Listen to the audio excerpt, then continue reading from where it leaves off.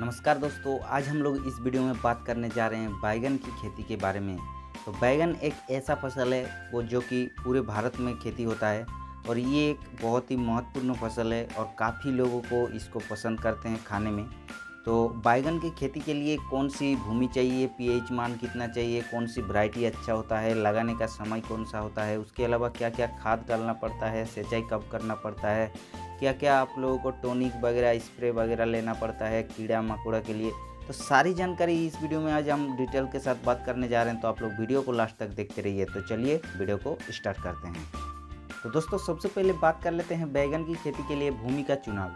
तो बैंगन की खेती के लिए ऐसा भूमि चुनाव करना चाहिए जहाँ पे वाटर ड्रेनेज हो, यानी जल निकास युक्त ज़मीन हो, तो वहाँ पे सबसे अच्छा होता है बैंगन की खेती।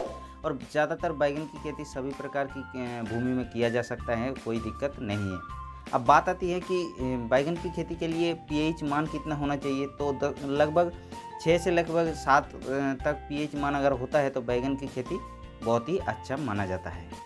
अब बात आती है कि बैंगन की खेती के लिए भूमि को कैसे तैयारी किया जाता है। तो सबसे पहले डीप प्लाव करना है बैंगन की खेती के लिए, ज़्यादातर गहराई तक आप लोगों को खोदना है मिट्टी को, यानी प्लाउइंग करना है। उसके बाद ही आप लोगों को रोटर से पूरा खेत को समतल कर देना चाहिए। और उस समय अगर गोबर की खाद आपके पास अवेलेबल होता है तो उसको अगर डाल देते हैं तो बहुत ही अच्छा हो जाता है भविष्य के लिए। उसके अलावा जैसे कि वैरायटी की अगर बात किया जाए तो मार्केट में बहुत सारे वैरायटी अवेलेबल मिलता है, जैसे कि हाईवेज कंपनी का ऑक्सीता नाम पे मिलता है। उसके अलावा सानग्रो कंपनी का 704 नाम पे मिलता है और जेके सीड्स कंपनी का हाइब्रिड 8031 नाम पे मिलता है, वीएनआर का 218 नाम पर मिलता है। तो ये जो वैरायटी हमने बताया ये हमारे इधर चलता है, इसीलिए इस वैरायटी को हमने बताया। लेकिन आप लोगों के उधर जो वैरायटी चलता है आप लोग मार्केट में जांच लीजिए, खोज लीजिए, फिर उसी को आप लोग लगा सकते हैं। ऐसा नहीं कि जो हमने बताया उसी को आप लगाइए। आप लोगों के उधर जिसमें रेट अच्छा मिलता है, जो बैंगन में पसंद करते हैं किसान लोग, तो उसी को आप लोग लगा सकते हैं। अब बात आती है कि बैंगन की खेती के लिए बीज का मात्रा। तो बीज की मात्रा की अगर बात किया जाए तो आप जिस हिसाब से लगाते हैं उसी हिसाब की बीज की मात्रा पड़ जाता है। जैसे कि अगर एक अंदाज से बता रहे हैं, जैसे कि 1 हेक्टेयर में लगभग 500 से 600 ग्राम की बीज की मात्रा आवश्यकता रहता है। तो दोस्तों बीज को लगाने का समय की अगर बात किया जाए तो वर्षा में जैसे कि जुलाई अगस्त में लगा सकते हैं। उसके अलावा गर्मियों में आप फरवरी मार्च में आराम से बैंगन की खेती कर सकते हैं। उसके अलावा बीज उपचार की अगर बात किया जाए तो बैंगन की खेती के लिए बीज उपचार बहुत ही ज़रूरी होता है, क्योंकि बैंगन की जब शुरुआती अवस्था में बहुत सारे फंगस का अटैक होता है, बहुत सारे कीड़ा मकोड़ा का अटैक होता है। तो उसके लिए बीज उपचार अगर करते हैं तो वो शुरुआती अवस्था में देखने को नहीं मिलता है।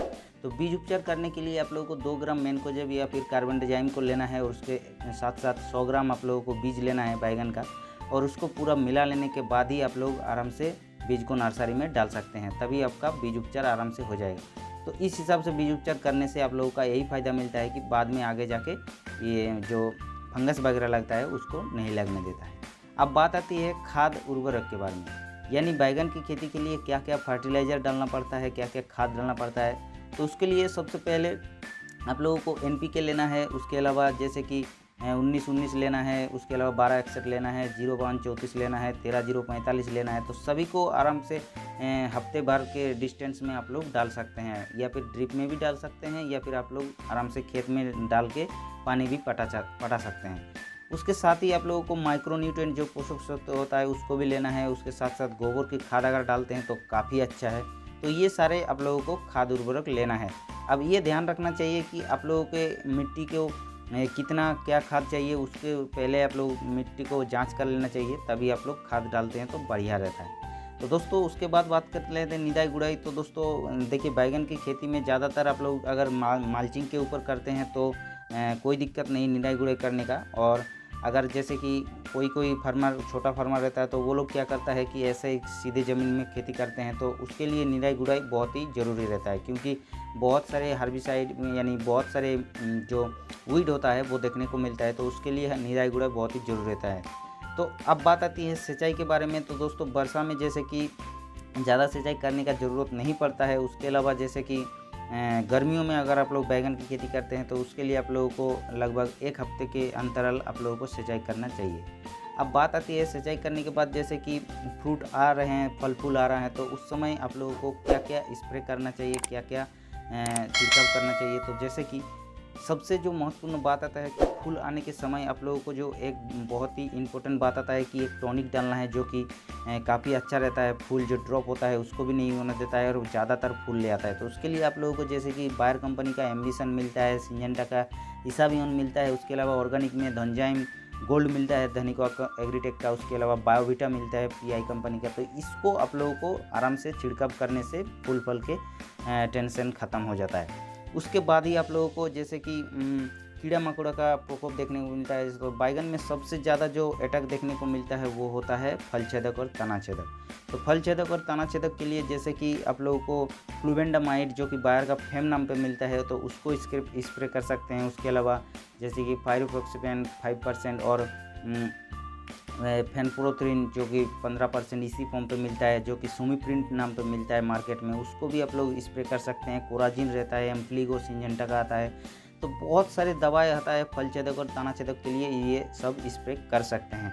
अब बात आती है कि ये तो तना छेदक और फल छेदक को कंट्रोल कर लेता है। अब रस शोषक कीड़ा मकोड़ा जो लगता है, जैसे कि व्हाइट फ्लाई लगता है, एपिड जेसिड थ्रिप्स, ये सब लगता है, तो इसके लिए इमिडाक्लोप्रिड को स्प्रे कर सकते हैं पहले में। उसके अलावा जैसे कि अगर थोड़ा महंगा में स्प्रे करना चाहते हैं तो जैसे कि बेनिविया आता है एफएमसी का, उसको अगर छिड़काव करते हैं तो काफ़ी अच्छा रिजल्ट रस चूसक कीड़ा के लिए दे देता है। अब बात आती है कि रोग के बारे में, यानी कीट के बारे में तो बात कर लिया। अब फंगस यानी रोग के बारे में अगर बात करते हैं तो जैसे कि बहुत सारे फंगस का अटैक देखने को मिलता है, जैसे कि blight, leaf spot, fruit rot, ये सारे फंगस का अटैक होता है। तो इसके लिए आप लोगों को कॉपर ऑक्सीक्लोराइड मिलता है। उसके अलावा जैसे कि एजोक्सिस्ट्रोबिन जो टेक्निकल होता है, यानी एमिस्टा टॉप में जो टेक्निकल रहता है एजोक्सिस्ट्रोबिन और डाइफेनोजोल, तो उसको अगर आप लोग स्प्रे करते हैं तो बहुत ही अच्छा रिजल्ट देखने को मिल जाता है ये सारे बीमारी के लिए। उसके अलावा और एक जो बीमारी देखने को मिलता है लिटिल लिप देखने को मिलता है, जैसे कि पत्ता पूरा छोटा छोटा होके सिकुड़ जाता है। तो इसके लिए आप लोगों को डाइफेनथ्यूरॉन स्प्रे करना चाहिए, बाज़ार में पेगासस नाम पे अवेलेबल मिल जाता है। उसके अलावा और एक इम्पोर्टेंट डिजीज़ जो कि फल फूल आने के समय पूरा पौधा सूख जाता है, धीरे धीरे पूरा पौधा मर जाता है, तो इसको बोलते हैं बैक्टीरियल विल्ट, जो कि बहुत ही काफ़ी सारा अटैक करता है आजकल हम देख रहे हैं इधर मार्केट में। तो दोस्तों इसको रोकने के लिए बहुत ही मुश्किल हो जाता है बैगन के प्लॉट में एक बार ये बीमारी लग गया तो। और इसको रोकने के लिए बहुत सारे दुकानदार की ये दवाई ले जाइए इसको रुक जाएगा, ये दवाई ले जाइए इसको रुक जाता है, लेकिन कोई भी दवाई इसमें काम नहीं करता है। लेकिन इस वीडियो में जैसे कि एक दवाई हम बता रहे हैं, बायोमाइसिन नाम पे मिलता है मार्केट में। इसके अलावा जैसे कि कासू बीम नाम पे मिलता है और इसमें टेक्निकल होता है कासुगामाइसिन। तो इसको अगर आप लोग छिड़काव करते हैं तो ज़्यादातर रिजल्ट दे देता है, लेकिन पूरा नहीं टिक पाता है। उसके अलावा स्ट्रेप्टोसाइक्लिन और कॉपर ऑक्सीक्लोराइड को मिला के अगर छिड़काव करते हैं तो भी थोड़ा बहुत रिजल्ट मिलता है, लेकिन 100% तो रिजल्ट नहीं देखने को मिलता है इस बीमारी के लिए। तो ये है बैक्टीरियल विल्ट। इसके बारे में डिटेल्स में अगर वीडियो चाहिए तो डिस्क्रिप्शन में लिंक है, उस लिंक से जाके पूरा डिटेल्स वीडियो देख सकते हैं। तो दोस्तों ये था बैगन यानी एग प्लांट के बारे में पूरी डिटेल्स इन्फॉर्मेशन। अगर वीडियो अच्छा लगा तो वीडियो को एक लाइक कीजिएगा, और अगर चैनल पर नए हैं तो चैनल को सब्सक्राइब करके बेल आइकन को जरूर प्रेस कर लीजिएगा, क्योंकि हम ऐसे ही वीडियो आप लोगों के पास ले आते रहते हैं।